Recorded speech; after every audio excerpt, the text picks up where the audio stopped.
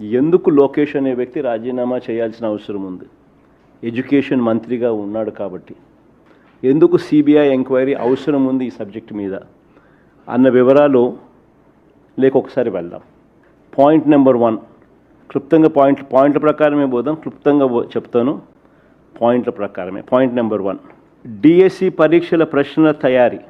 DSC పరీక్షల ప్రశ్నల తయారీ ఒక అంశం, పరీక్ష నిర్వహణ అన్నది రెండో అంశం. ఈ రెండు కూడా ఒకే అధికారి చేతిలో పెట్టినట్టు లోకేష్ స్వయంగా అసెంబ్లీలోనే యాక్సెప్ట్ చేయడమే కాకుండా తప్పేముంది అంటూ దబాయించినాడు. తప్పేముంది అని అంటూ ఏకంగా దబాయించినాడు. డిఎస్సి పరీక్షలకు అవసరమైన ప్రశ్నల తయారీ అనేది ఎస్సీఈఆర్టీ డైరెక్టర్ బాధ్యత. ప్రశ్న తయారీ అనేది ఎస్సీఈఆర్టీ డైరెక్టర్ బాధ్యత.